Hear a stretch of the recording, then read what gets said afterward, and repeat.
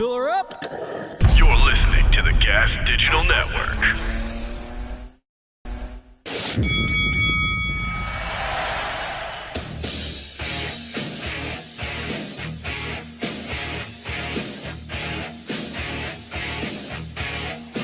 Ladies and gentlemen, your host for the House of Hardcore podcast, Tommy Dreamer.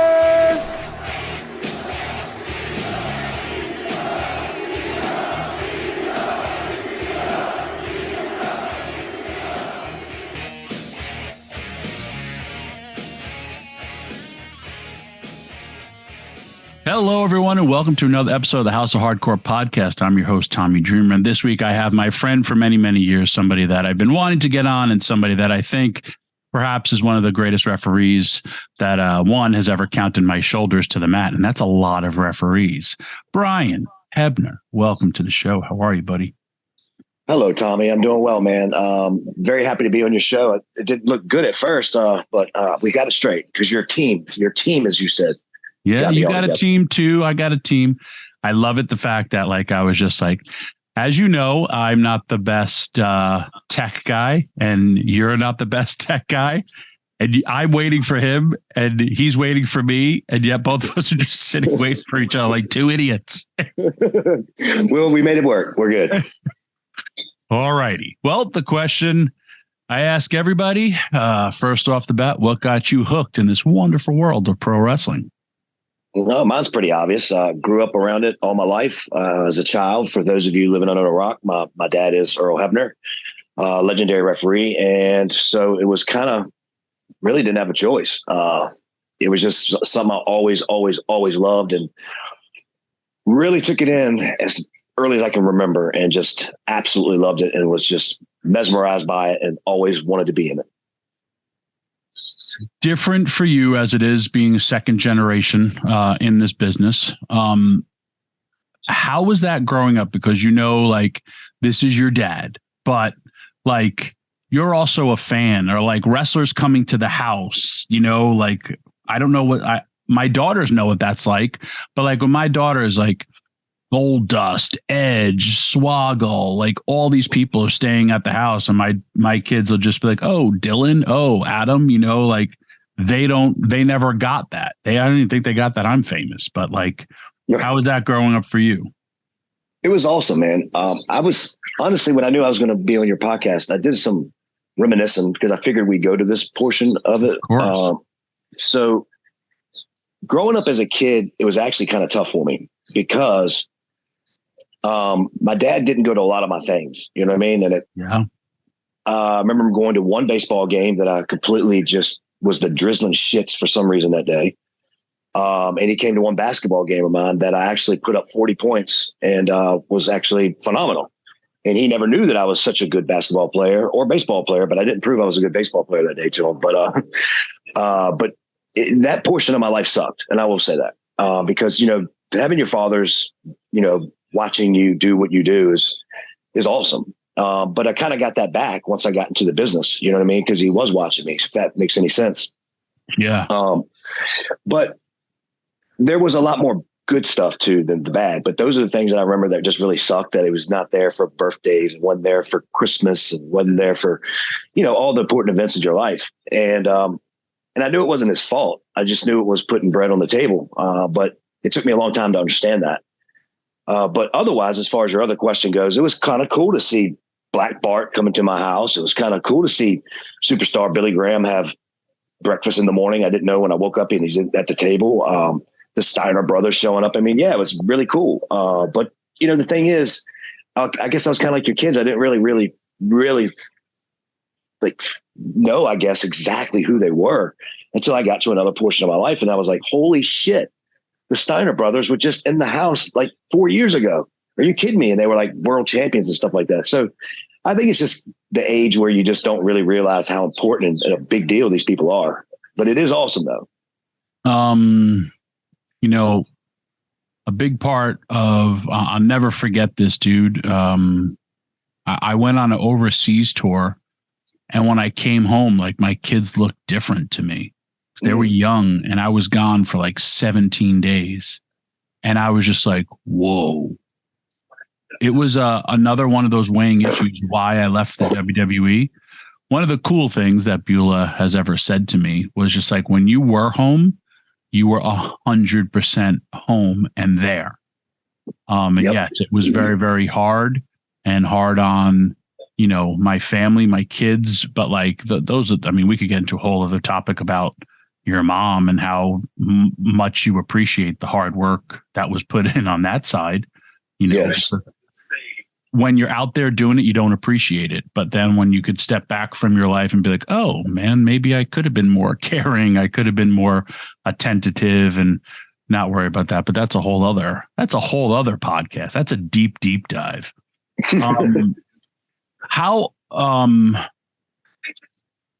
I guess from being a fan, did you have a favorite? I did, man. I was a huge fan. Don't know why. Of two people. It was Tully Blanchard and Nikita Koloff. I absolutely loved them. And I was a big mark for Wahoo McDaniel as well. So those are my favorites. Well, that's you're a Carolina kid. So you're a big, and this is when your dad worked in, I guess, NWA territory. Dude, it's so funny. I mean, I honestly don't know how old you are, but like I look at you and you're still minus, when I first met you had the goofy or blonder hair. Hey, that was goofy. But you still look so young. How old are you? I am 48. Oh, wow. We are so close in age and I never knew that. I look like shit. Yeah, so we grew up around the same age. So, I mean, man, you got to see. Did you go to a lot of shows when they were local? Oh, all the time. I literally, I've told this story before. It's not long, but my dad used to have this school bus, and he bought this school bus and he painted it blue, and he put these big hooks on the side of it to where you could put the steel cage on the side of each side of the bus, and he gutted it out with all the seats, and then that's where he put the ring, and then he built a wall with a like fiberglass window so you could look to the back of the bus, and it made like a U shape where seats were to the left of you, then they were in the back of that little wall, and then to the right of the bus. So like a little U there where everybody could sit and kind of lay down and whatnot. And I had a 5-gallon bucket that I would sit on because all the guys on the ring crew were fat. And so they took up all the room on the seats. So I had nowhere to sit when I was with them. So I sat on a 5-gallon bucket and I went all over the place, man, helping set up rings and all that kind of stuff. It was really, really cool. We had a kerosene heater in there that would heat us up in the wintertime. It was for kind of broke people, really. But I thought it was awesome. And but that's how my dad made his money, man, was, driving that ring around and refereeing at night after he put it up. It was pretty cool when I would help tear down and all that kind of thing, and got to experience the paying your dues portion of his career. Wow. That's awesome, dude. Forget about, how much I love your dad. And I cared a lot about your uncle. Like, I mean, that's a whole other conversation too, but I love your dad and blessed to call him my friend. And again, somebody that I just met from WWE, yourself included. And just like, we all bonded together, which is cool. But I can't believe, dude, like seriously, I love this. I love when we do shows like this. Like when I did your show, I found out some stuff, but like I never knew how old you are. And I thought we were about 20 years apart. No, we're not. Unfortunately, we're not. No wonder why we got along so good. We're the same age. We saw the same stuff. Yeah, we're old as fuck, Tommy. So you weren't in school for this. All right, I don't want to jump ahead. When did you decide you want to be a referee? Well, I wanted to be a wrestler. In my delusional mind, I thought that my little skinny ass was going to be able to get in the ring and do what you guys do. And that's what I wanted to do. And it wasn't long after I got in the ring and actually started messing around with, actually it was Black Bart. I don't know the people that know who Black Bart is, but I started messing around with him and I was like, man, this shit hurts. And then I quickly said, maybe I should do what my dad does. Maybe daddy's a smarter guy than me. And that's when it kind of altered and kind of flipped. My dad never talked me out of it, but he didn't really talk me in it either, as far as being a wrestler. He just made it seem like it was kind of a silly idea, but he didn't say don't do it. well, I mean, any great referee has to learn how to take bumps and should train like a pro wrestler. I know this just because you've told me this, but also I've also seen it. You talk about paying your dues, but you also, your dad was known as a great referee, and sometimes that greatness, they want that for their children. Your dad was hard on you to get into this. If you could share that, and at times, like, I mean, I know, we've had a lot of discussions about it. I've seen you guys argue about it, but if you could just tell the listeners about like, okay, Dad, I want to do this seriously, and like what he made you do. And I also, I mean, now in hindsight, he did it because number one, he loved you, but two, it made you great. No, you're right. I didn't know it at the time, but my dad was very, very, very, very harsh on me. And that's probably an understatement. And I couldn't quite understand why, because I was his son. So it was like, I'm trying to do what you do. But when I started to really become serious about it, we would just talk and just figure out what it meant and what was entailed in actually being a good referee, a solid referee.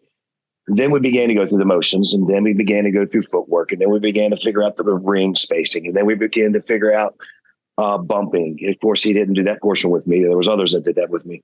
But finally, when I started to get the gist of it, or I thought I got the gist of it, worked many, many house shows, many, many live events, many indies, and finally got that break and was able to come to WWE. And when I got there, my dad, who was in charge of all the referees and making the assignments, he never put me on anything except for Explosion, Heat, Sunday Night Heat, Jacked, all these different shows they had that were not their big programs, obviously, like your Monday Night Raws or your SmackDowns. So one day I thought I did a great job. I was already on Velocity and Sunday Night Heat for like a year and a half. And I was just like, all right, I'm tired of this shit, man. I want to go to the main roster and fucking be one of the, the main guys. So I wanted him to really look at this next match because I thought I had everything in my mind down, and I felt like I did a great job. And I came back to him and I was like, so I'm all out of breath. So what'd you think? Something wrong with your fucking legs? And I said, what are you talking about? There's something wrong with your fucking legs. And I'm like, no, there's nothing wrong with my legs, Dad. Why? Well, keep your hand off the fucking rope. That's what old referees do that can't get up on their own. Let me do that. You need to hop up on your ass and just get up, and don't use the rope anymore. You're still not ready. And I'm like, geez, man, everything. But what about everything else? Everything else was fine, but that one thing right there will make you or break you. And I'm like, okay, wow. All right. So needless to say, if you go back and watch any of my body of work, you'll notice I've never touched that rope. And that's something that I always have taught Daniel and Daniel Spencer, for you, those of you who don't know who I'm talking about, who often used it as well when I got to Impact, and other referees. And I've taught them at that as well, because actually it is a very important rule, because it's lazy. You generally, when you're a referee, you're usually in your 20s and 30s, if not less. I mean, but so you need to get up. You just need to get up. It's just professional looking, and it's just the way it's supposed to be done. So anyway, that's just a small example of his hardness on me, but I guess it was for a reason. And I in my opinion, that's why I believe I'm one of the better refs that have done it. So. Agreed. I also, right then and there, ladies and gentlemen, is why me and Brian hit it off, because how many matches on Heat did I have? I was with you all the time, but we still are. Modern referee has changed a lot, blah, blah, blah. But for you, we'll talk about first your WWE experience. You're traveling the world. You're becoming great. Your greatest accomplishment. Bubba always sings your praises. Bubba knows I think Bubba should be your hype man as well as do your introduction, because he literally knows all your accomplishments. And I also love when we bring you on Busted Open, he, states your accomplishments or makes you state your accomplishments. Yes, he does. And he'll be like, how many WrestleManias you do? So put yourself over for a second. How many WrestleManias did you do? Ask Bully. I think 4 or 5, something like that. How many WrestleMania main events? 2. Vince McMahon had a famous match. Who did he ask to be his personal ref? Brian Hebner. It was him versus Hulk Hogan, Seattle, Washington. That's one hell of an accomplishment right there. And like I said, in hindsight, when you think about it, that's your dad pressuring you to get you to that spot. And one of the big listen, it's different when you're doing when the boss says, I want you there. That's quite the accomplishment. Do you have a favorite memory moment from WWE? Obviously, Vince versus Hogan was my biggest moment as far as just the biggest. No one's ever done it. No one ever will. But my biggest match that I think I ever did there that I'm just really happy and thrilled with. There's two, and they both involve Kurt Angle. Actually, Kurt Angle and Shawn, WrestleMania. Don't know the number. I'm not good at that, and don't even know the location. But that was a great match at WrestleMania. The best on the card that night, in my opinion. And Shawn wasn't so sure about me being his referee that night because he was on Raw, I was on SmackDown, and Kyoto was his referee, and so Kurt Angle really had to sell the fact that I was going to be fine to him. And then after it was all said and done, he was like, you're going to have a hell of a future in this business, kid. So it was pretty cool coming from Shawn. And then my second one was the hair versus hair match between Kurt Angle and Edge in a cage. Nice. Maybe Shawn didn't trust a Hebner brother. Think about it. I wouldn't either if I was him. Yeah. I wanted to just quickly go about that because me and your dad have talked about that. Your dad has talked about it when he doesn't want to. How was that for you? You're at this time 20 something? Yeah. Early 20s. The Montreal screw job is what we're talking about. Yeah, I'm trying to think what year that was. I want to say 96-ish. Oh, wow. 96-ish. I don't know. It was pretty wild, man. It was pretty wild. But I will admit, are you in the business? Yes. Okay. It was pretty wild, but I will have to admit, it was not the wildest event that happened in my dad's career. That was really crazy, but that was the Hogan deal because I was in school and 97. Okay. Oh, the Saturday night's main event. Yes, that was worse. That was really worse because kids at school. Please tell me about it.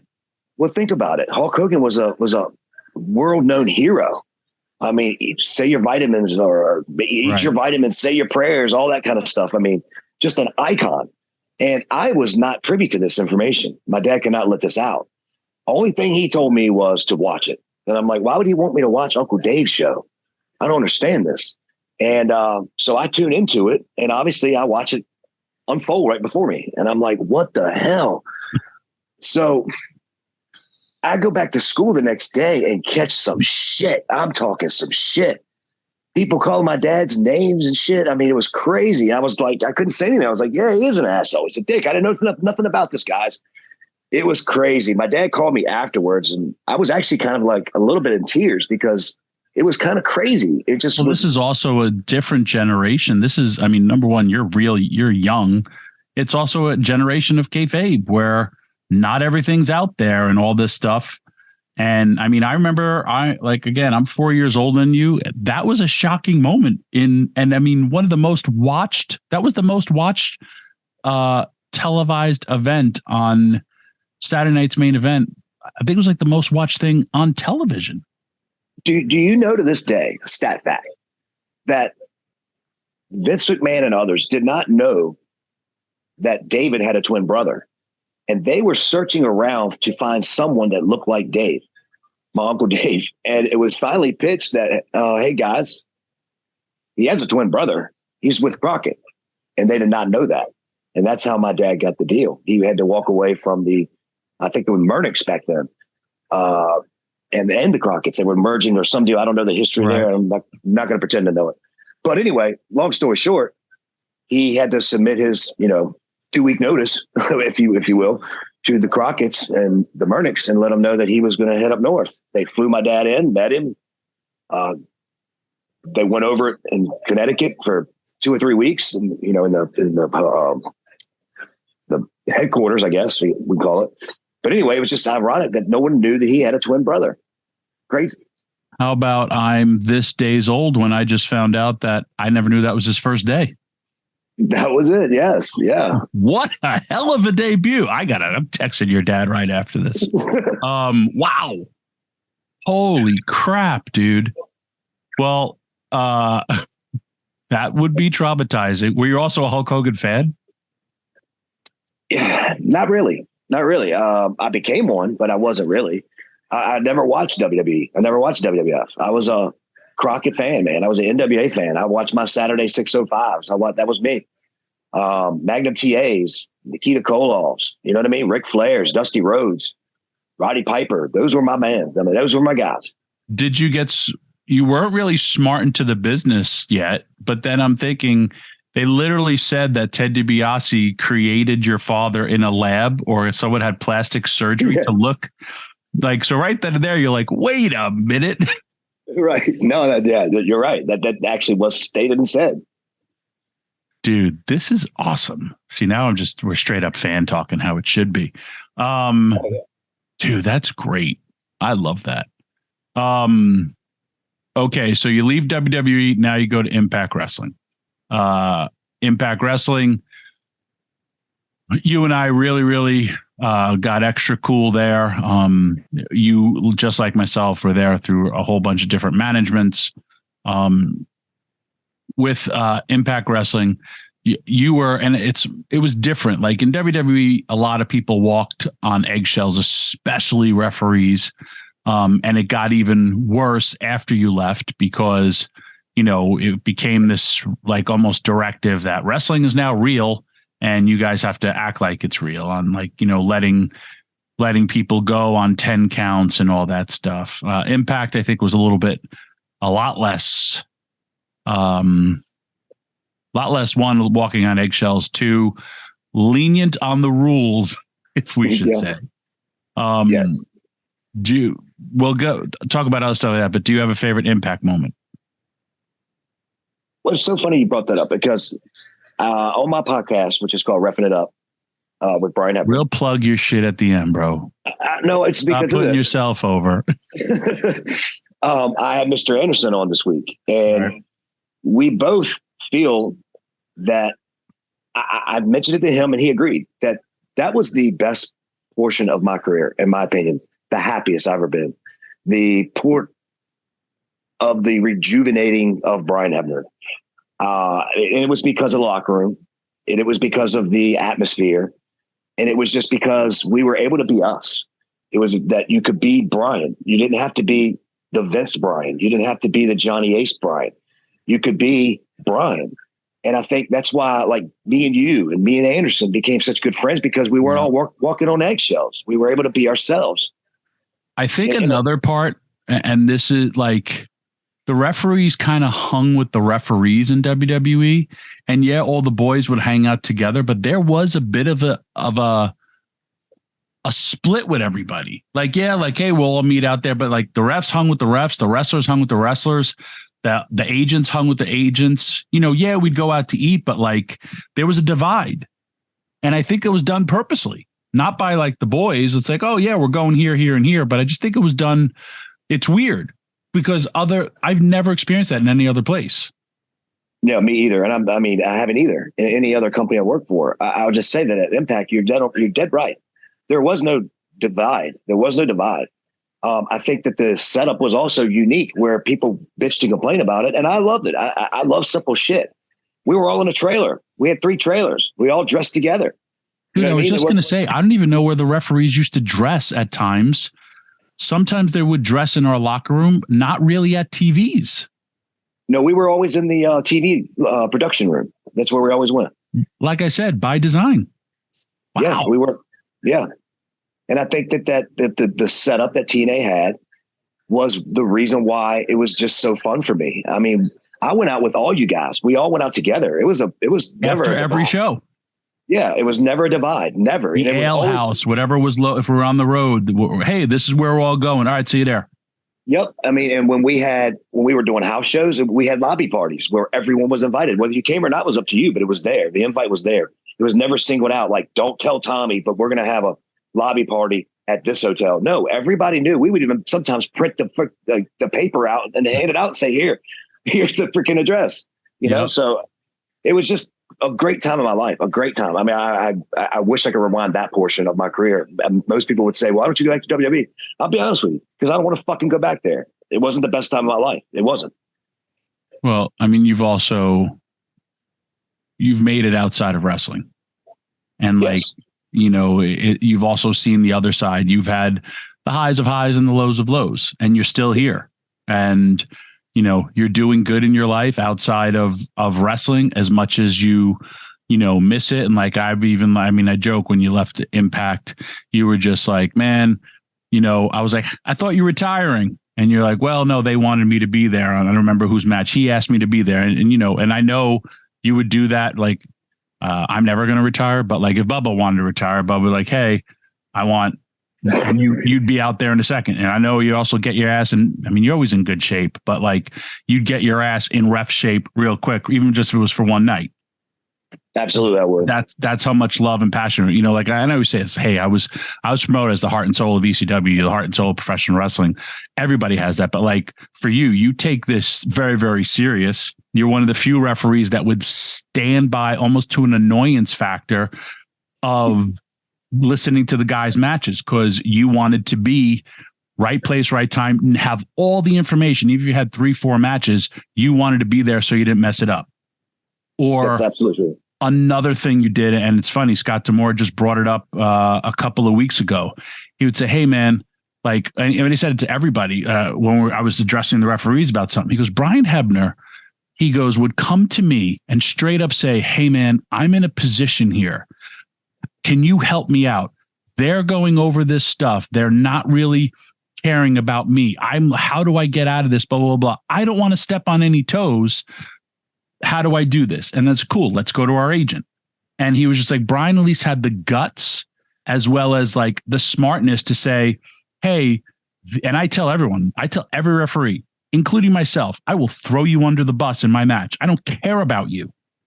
And it's wrong because I should, but the referee needs to care about the referee too. And like, when I always say, hey, WWE, if you did that, guess what? You do it once, cool. You'll get reprimanded. You do it twice, you're fired.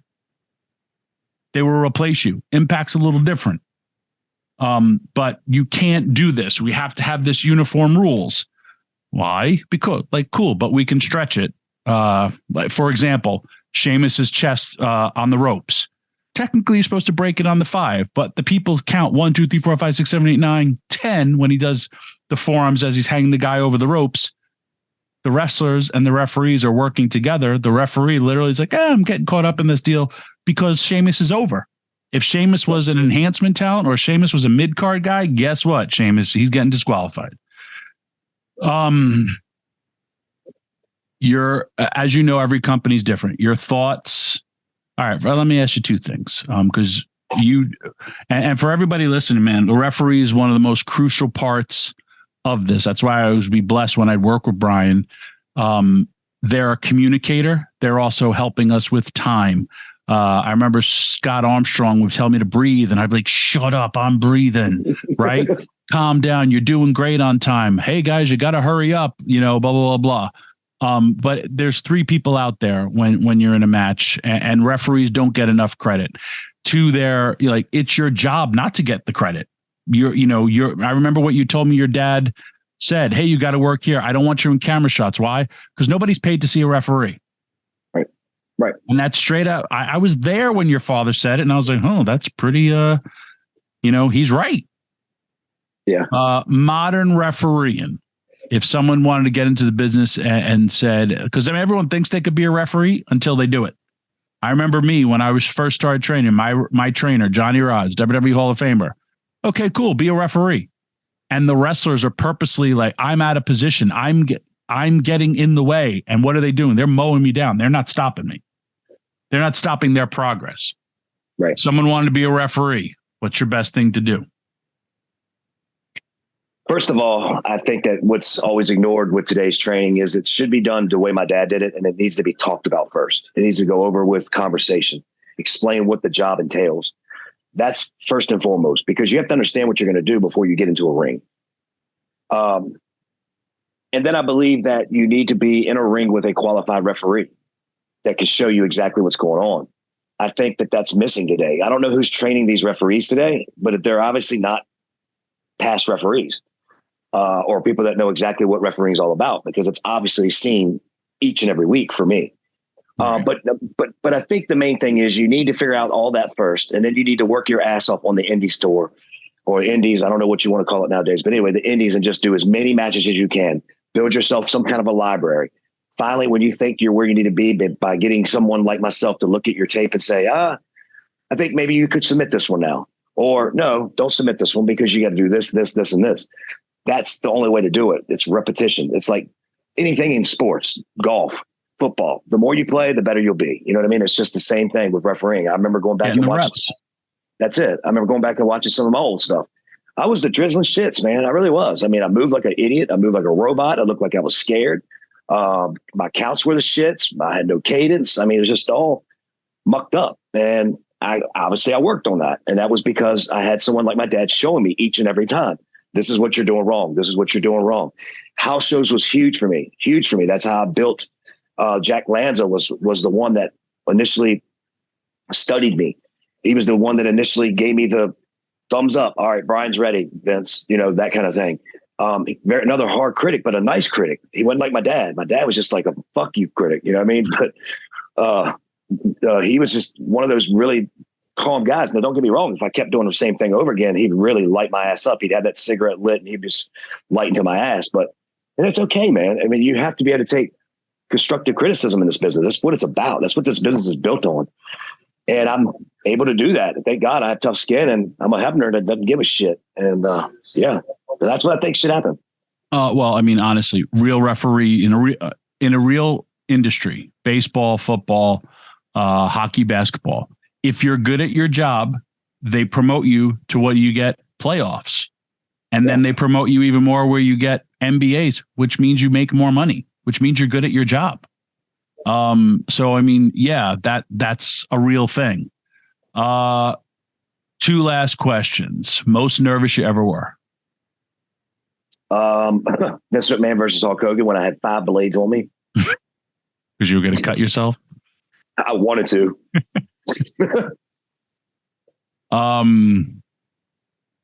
Your Mount Rushmore of referees. That's 4, buddy. Like 1? No, 4. Your Mount Rushmore. Okay, thank God you gave me 4. Let's see.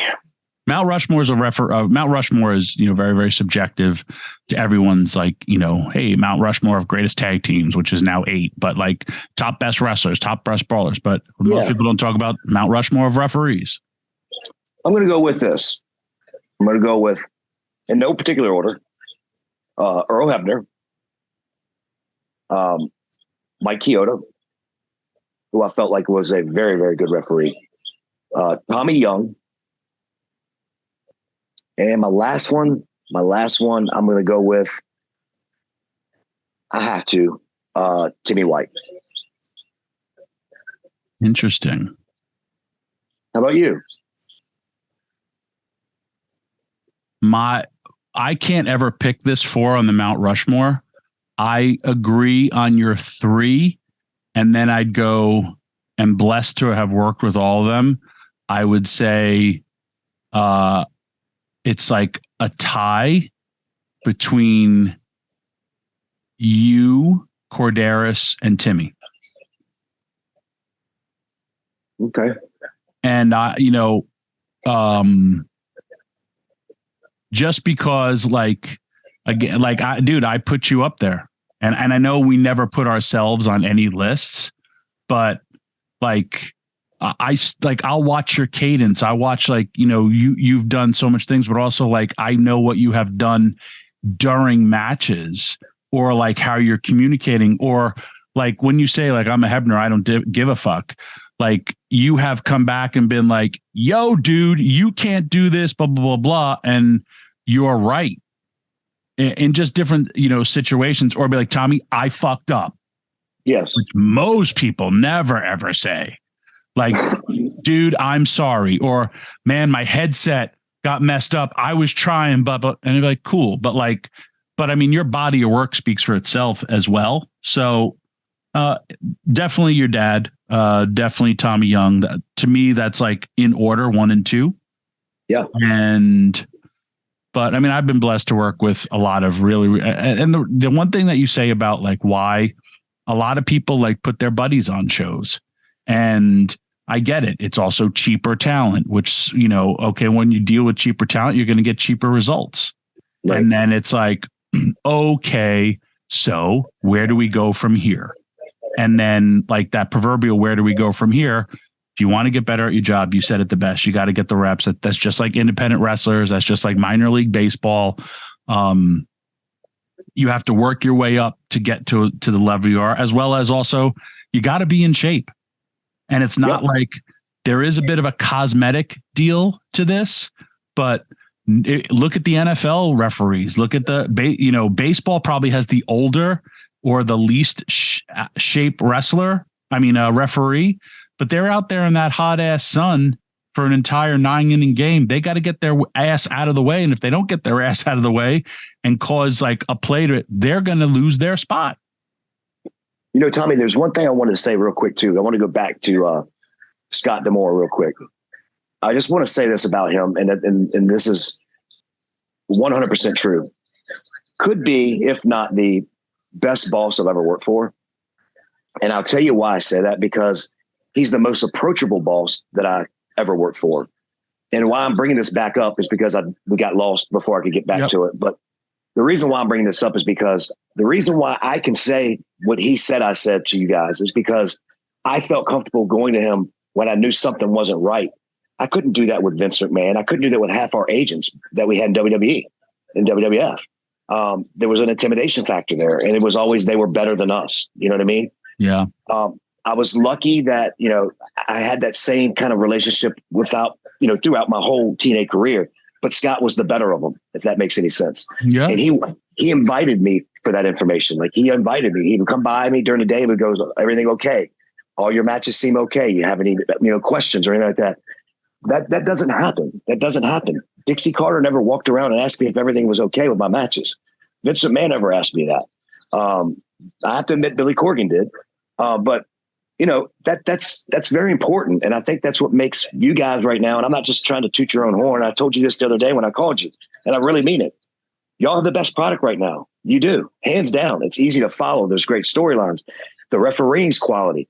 And it's because I think that Scott's the way he is, and people are just letting their hair down and just working for each other and building a good team chemistry. And I feel that and I see that. So I just wanted to touch on that, and I wanted to put Scott over because he needs to be put over. I mean, he really does. He needs to be put over. He's doing a hell of a job out there. I agree. I agree on a lot of levels. Don't tell Bully that. Bully just tried to kill him and put him on fire. Yeah, I saw that. It was great. Dude, you'll pop for this. Bully lifts him up. He puts him through the table. I'm, of course, in the back. And Scott had asked me, hey, man, if anything goes wrong, like what's gonna happen? Like I go, dude, literally what they teach you in school, stop, drop, and roll. I said, and if that table is hot, jump off of it because it could stick to you, right? I go, pop up and get off. When there's a point, if you go back and watch it, he goes up, he gets lit. And dude, honestly, like with that flame, the higher you are, you're feeling that heat right away because heat rises. And once you go through it, it's this instant surge of heat surrounding you. And, you're looking like, when you're in a fire, like, how do I escape? And his legs go up and I see his pant legs drop. And, between Bully and Scott, they got 2 good sets of calves, right? And like, I'd be like, every once in a while, Bully would show like to be Bully. He'd like point at Scott and be like, check these out, right? And then, so Scott goes up, Scott goes down. And as he's popping to try to get away from the fire, I see the flames on both his calves that are exposed. And I go, no, not his calves. It's the only good part of his body left. Did he singe the bottom of his legs right there where his pants stop? Of course. Oh, okay. I saw that. I was like, oh my God, he got lit. But me in the back, I was like, that's all I cared about. I didn't care if Scott legit was on fire, but I was like, not his calves. It's this last thing he's got. That's crazy. That is crazy. That was a good spot. Yeah. Anyway, listen, man, in closing, just like I said in your podcast, I love you. You've been my friend. You'll be my friend till the end. I'm happy I get to connect with you. I'm happy that we still bullshit and talk, but it's always a pleasure that I got to work with you, and I know I'll work with you again. I'll get your old ass out of retirement again. But I just wanted to thank you for coming on the show. How do we find you, and how do we find your podcast? All right. Well, first of all, Tommy, I love you, buddy, and I really do. And believe it or not, and I think you know because I told you, but you were like one of the first people I called about my decision to retire, and there's a reason why. You always answer my calls no matter what time it is, and I always know you'll be awake anyway. So that's why my eyes look like this. But anyway, I'm only on 2 social platforms. It's Twitter and Instagram, and it's at Baby Hebner. And of course, I have a podcast. It's called Reffing It Up with Baby Hebner. It airs and drops each and every Wednesday at 9:00 on all your podcast platforms. Sorry about that. And Tommy, I don't know if you see that. Whoa, check out that arm heat. Maybe now I could be that wrestler. Enter the X division under a mask. Yes, but I'm still in ring shape. I actually just got back from the gym before I hopped on here. So yeah, and life is good. And retiring was a good call for me. My daughters are just loving the fact that I'm here up their butts at everything, probably more than they want me to be. And it's okay. I love it. Well, I'm happy for you, buddy. And I love you. And thank you for being a guest. And that is this week's episode of the House of Hardcore podcast with the one and only best damn ref in biz, Brian Hebner.